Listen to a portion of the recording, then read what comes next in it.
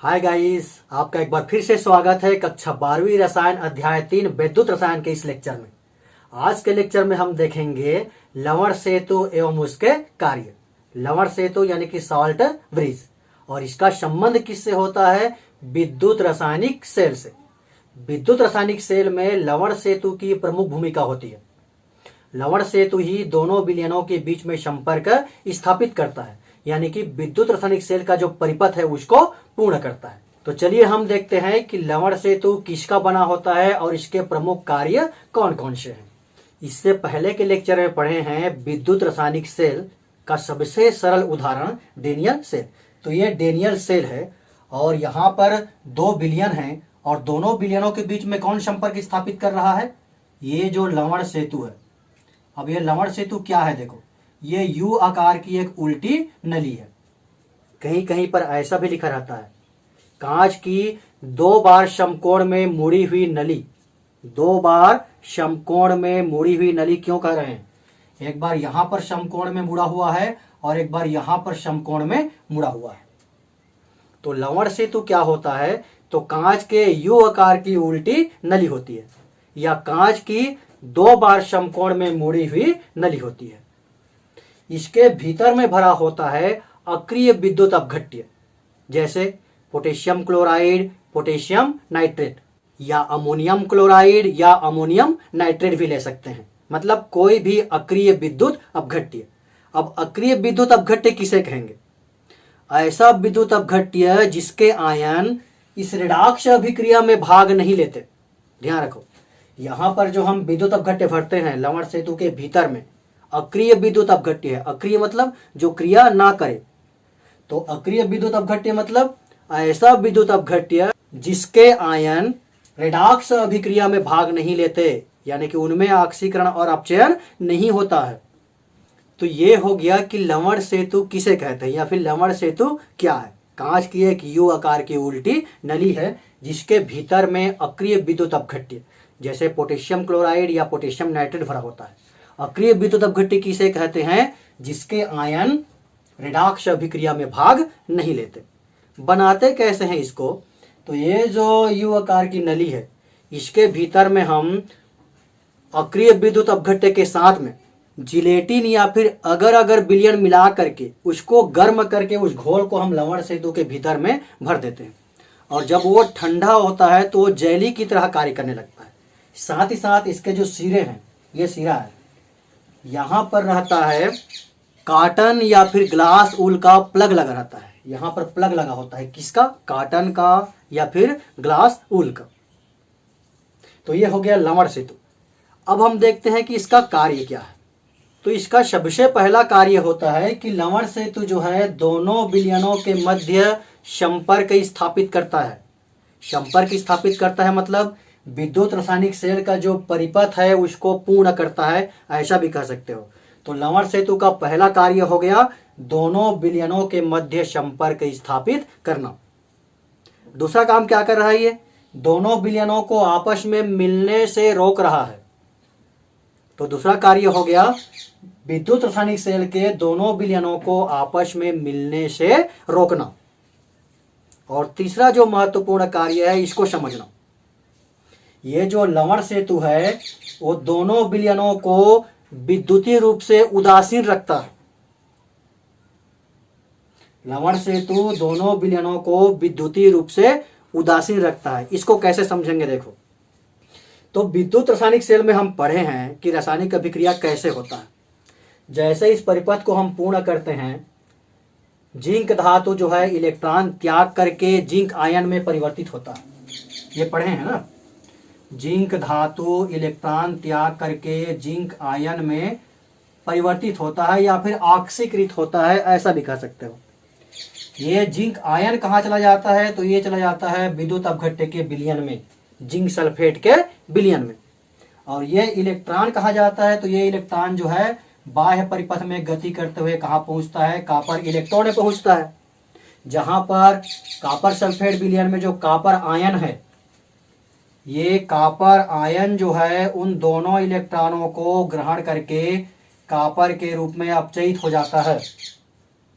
जैसे जैसे रासायनिक अभिक्रिया संपन्न होगी जिंक का क्षण जो है पतला होते जाएगा और ये जो कॉपर का क्षण है वो मोटा होते जाएगा। ये हम पहले पढ़ चुके हैं। अब प्रॉब्लम क्या आता है उसको समझो। जैसे जैसे रासायनिक अभिक्रिया संपन्न होते जाएगा ये जो जिंक क्षण है उसके चारों ओर जिंक आयन जो है एकत्रित होने लगेंगे। अलग से हम इस प्रकार समझ सकते हैं, ये जो है जिंक का क्षण है और जिंक का क्षण जो है इलेक्ट्रॉन त्याग करके किसमें परिवर्तित हो रहा है? जिंक आयन में। ये जिंक का क्षण है इलेक्ट्रॉन त्याग करके जिंक आयन में परिवर्तित होते जा रहा है। धीरे धीरे एक स्थिति ऐसे आएगी कि इस क्षण के चारों ओर जिंक आयन जो है एकत्रित हो जाएंगे। इस क्षण के चारों ओर क्या एकत्रित हो गया? Zinc ion. अब ये जिंक आयन क्या करता है? देखो, ये जिंक आयन जो है जिंक धातु को इलेक्ट्रॉन त्यागने से रोकता है। ये जो एकत्रित हुआ जिंक आयन है वो जिंक धातु को इलेक्ट्रॉन त्यागने से रोक रहा है। और जब तक जिंक धातु इलेक्ट्रॉन नहीं त्यागेगा धारा प्रवाहित होगा क्या? नहीं हो सकता। धारा क्यों प्रवाहित हो रहा है? क्योंकि जिंक इलेक्ट्रॉन त्याग रहा है और उस इलेक्ट्रॉन को कॉपर जो है ग्रहण कर रहा है। तो अगर जिंक ही इलेक्ट्रॉन नहीं त्यागेगा तो इस सेल में से धारा उत्पन्न नहीं होगा। धारा उत्पन्न होने से कौन रोक रहा है? जिंक धातु से जो जिंक आयन बना हुआ है ये जो है जिंक को इलेक्ट्रॉन त्यागने से रोक रहा है। इसी प्रकार अगर हम कॉपर क्षण की बात करें तो क्या होगा? देखो, कॉपर क्षण में क्या होगा? ये कॉपर का क्षण है और यहां पर है कॉपर सल्फेट का विलयन जो कॉपर 2+ आयन और सल्फेट 2- आयन में विभक्त है। ये कॉपर आयन क्या किया? तो ये तो इलेक्ट्रॉनों को ग्रहण करके कॉपर के रूप में अपचयित हो गया। मतलब यहां पर क्षण मोटा होते जाएगा। बचा क्या? Sulphate ion. कॉपर आयन तो कॉपर के रूप में अपचयित हो रहा है तो विलयन में क्या बचेगा? सल्फेट आयन बचेगा। अब ये जो सल्फेट आयन है इसके चारों ओर केवल क्या बचेंगे? Sulphate ion, sulphate ion, sulphate ion, क्योंकि कॉपर आयन तो अपचयित हो गया। सेम यहां पर हो रहा है वैसे ही जिंक धातु के चारों ओर जिंक आयन एकत्रित हो जाता है, उसी प्रकार से कॉपर क्षण के चारों ओर सल्फेट आयन एकत्रित हो गया। ये सल्फेट आयन क्या करेगा? ये सल्फेट आयन जो है कॉपर आयन को इलेक्ट्रॉन लेने से रोकेगा। मतलब इसको इलेक्ट्रॉन लेना नहीं देगा वो। अगर कॉपर आयन इलेक्ट्रॉन नहीं लेगा तो भी विद्युत धारा प्रवाहित होगी क्या? नहीं होगी। विद्युत धारा तभी प्रवाहित होगी जब जिंक जो है इलेक्ट्रॉन देगा और कॉपर जो है इलेक्ट्रॉन लेगा। जिंक को इलेक्ट्रॉन देने से जिंक आयन रोक रहा है और कॉपर को इलेक्ट्रॉन लेने से सल्फेट आयन रोक रहा है। मतलब इस स्टोरी का विलेन कौन बन गया? खलनायक कौन बन गया? जिंक के लिए खलनायक है जिंक आयन और ये कॉपर क्षण के लिए खलनायक बन गया सल्फेट आयन। रोक रहा है उसको। अब इन खलनायकों को खत्म करना है तो हीरो की एंट्री होनी चाहिए ना। तो हीरो के रूप में कौन काम करता है? देखो, ये लवण सेतु है। लवण सेतु में क्या भरा रहता है? पोटेशियम क्लोराइड, पोटेशियम नाइट्रेट, इस प्रकार से। अगर हम पोटेशियम क्लोराइड की ही बात करें, लवण सेतु के अंदर में क्या है? पोटेशियम क्लोराइड है। देखो ध्यान दो, ये पोटेशियम क्लोराइड है, विद्युत अपघट्य है। मतलब ये टूटेगा K+ आयन और Cl- आयन। तो लवण सेतु का जो माइनस आयन है, Cl- आयन है, ये जिंक के साथ क्रिया कर लेगा। ये जो जिंक आयन है जो जिंक धातु को इलेक्ट्रॉन देने से रोक रहा था उसके साथ कौन क्रिया कर लिया? Cl- ion. तो ये Zn2+ Cl- आयन क्या बन जाएगा? ये बना लेगा ZnCl2। मतलब यहां से जिंक आयन खत्म। और क्षण के चारों ओर अगर जिंक आयन नहीं रहेगा तो जिंक इलेक्ट्रोड जो है आसानी से इलेक्ट्रॉन त्याग सकता है। इसी प्रकार यहां पर विलेन सल्फेट आयन है। इसके लिए कौन है? पोटेशियम आयन है। ये पोटेशियम आयन जो है इस सल्फेट आयन के साथ क्रिया कर लेगा। K प्लस आयन और HO4 2 माइनस आयन, और इसको हटा दिया, ये बना लिया पोटेशियम सल्फेट। तो कॉपर छड़ के चारों ओर जो सल्फेट आयन था वो समाप्त हो गया, जो कॉपर आयन को इलेक्ट्रॉन लेने से रोक रहा था। मतलब यहां पर कोई रोकने वाला नहीं है, कॉपर को इलेक्ट्रॉन लेने से रोकने वाला नहीं है, यहां पर जिंक धातु को इलेक्ट्रॉन देने से रोकने वाला नहीं है। जो विलेन का काम कर रहा था, zinc 2 plus ion HO4 2 minus ion, उसको कौन खत्म कर दिया? लवण सेतु के अंदर में जो विद्युत अपघट्य था वो। तो इस प्रकार हम लवण सेतु की सहायता से इस सेल से लगातार धारा प्राप्त कर सकते हैं। तो इसको हम कहते हैं कि लवण सेतु जो है दोनों विलयनों को विद्युतीय रूप से उदासीन रखता है। तो ये हो गया लवण सेतु क्या है और लवण सेतु जो है कौन कौन से कार्य करता है। चलिए फटाफट नोट्स बना लीजिए। लवण सेतु किसे कहते हैं? यह कांच की एक यू आकार की उल्टी नली होती है। कांच की एक यू आकार की उल्टी नली होती है। उल्टी नली मतलब यू का उल्टा, यू कहोगे तब तो ऐसा होगा, इसका उल्टा होता है। तो यह कांच की एक यू आकार की उल्टी नली होती है,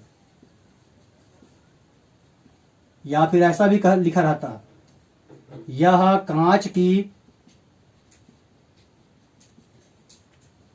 2 बार समकोण में झुकी हुई नली होती है। 2 बार समकोण में मोड़ी हुई नली होती है।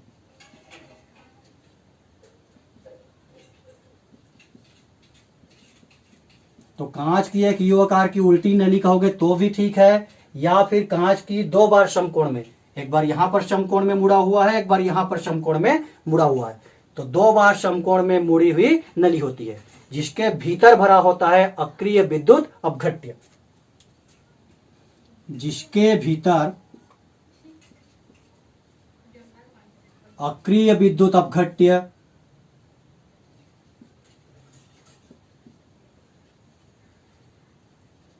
जैसे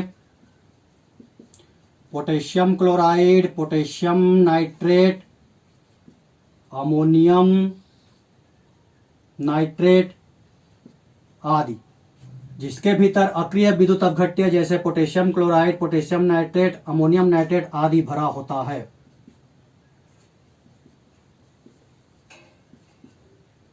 चाहो तो यहां पर यह भी लिख सकते हो कि अक्रिय विद्युत अपघट्य किसे कहते हैं? ऐसा विद्युत अपघट्य जिसके आयन रेडॉक्स अभिक्रिया में भाग नहीं लेते। अब लवण सेतु बनाने के लिए क्या करते हैं हम देखो। लवण सेतु बनाने के लिए, लवण सेतु बनाने के लिए जिलेटिन या अगर अगर विलयन को, जिलेटिन या अगर अगर विलयन अक्रिय विद्युत अपघट्य के साथ मिला करके, अक्रिय विद्युत अपघट्य के साथ मिलाकर गर्म विलयन नली में भर दिया जाता है। गर्म विलयन नली में भर दिया जाता है, जो ठंडा होने पर जेली बन जाता है। जो ठंडा होने पर जेली बन जाता है, जेल बन जाता है। ये हो गया लवण सेतु किसे कहते हैं। अब हम लिखते हैं इसका कार्य क्या है। 3 कार्य पढ़े हैं अभी। लवण सेतु दोनों विलयनों के मध्य संपर्क स्थापित करता है। पहला कार्य हो जाएगा, लवण सेतु दोनों विलयनों के मध्य, दोनों विलयनों के मध्य संपर्क स्थापित करता है।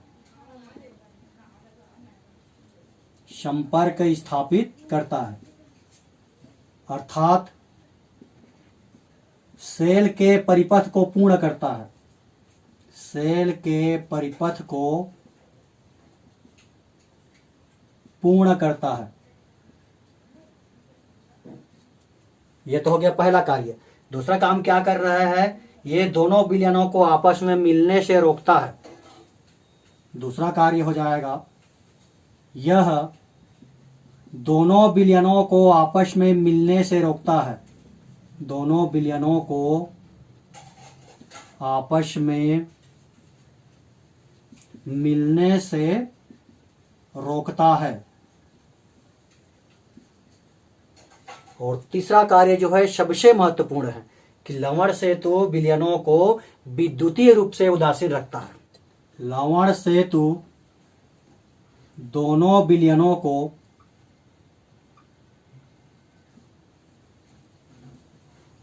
विद्युतीय रूप से उदासीन रखता है।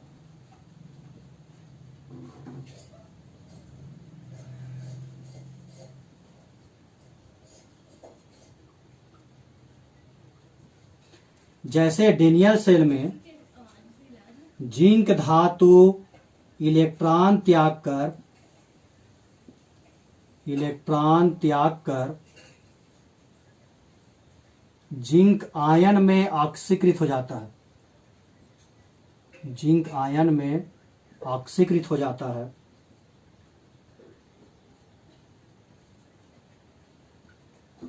और जिंक 2+ आयन विलयन में चला जाता है। विलयन में चला जाता है। धीरे धीरे जिंक इलेक्ट्रोड के चारों ओर जिंक 2+ आयन एकत्रित होने लगता है। धीरे धीरे जिंक क्षण के चारों ओर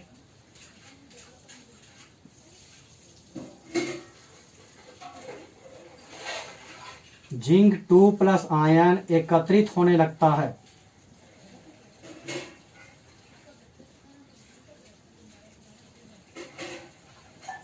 जो जिंक धातु को इलेक्ट्रॉन त्यागने से रोकता है। जो जिंक धातु को इलेक्ट्रॉन त्यागने से रोकता है।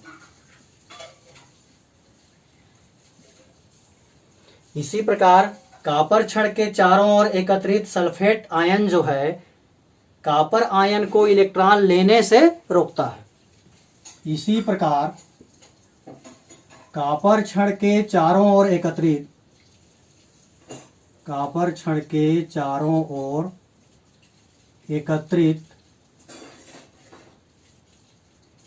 SO4 2- आयन कॉपर 2+ आयन को इलेक्ट्रॉन लेने से रोकता है। कॉपर 2+ आयन को इलेक्ट्रॉन लेने से रोकता है। अब यहां पर देखो, जिंक आयन जिंक धातु को इलेक्ट्रॉन देने से रोक रहा है और ये जो कॉपर सल्फेट आयन है वो कॉपर आयन को इलेक्ट्रॉन लेने से रोक रहा है। यानी कि रासायनिक अभिक्रिया रुक जाएगी और रासायनिक अभिक्रिया रुकेगी तो विद्युत धारा का प्रवाह भी रुक जाएगा। इससे रासायनिक अभिक्रिया रुक जाएगी अर्थात धारा का प्रवाह नहीं होगा। अब इस समय कौन काम करता है? लवण सेतु के भीतर में जो अक्रिय विद्युत अपघट्य भरा रहता है वो। इस स्थिति में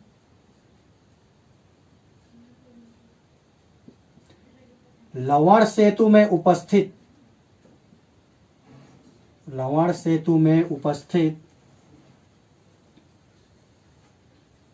धन आयन सल्फेट आयन से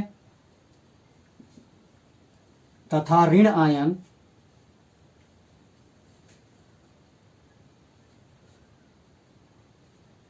जिंक आयन से क्रिया कर लेता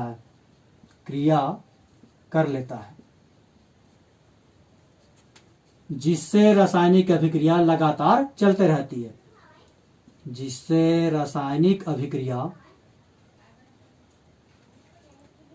लगातार चलती रहती है।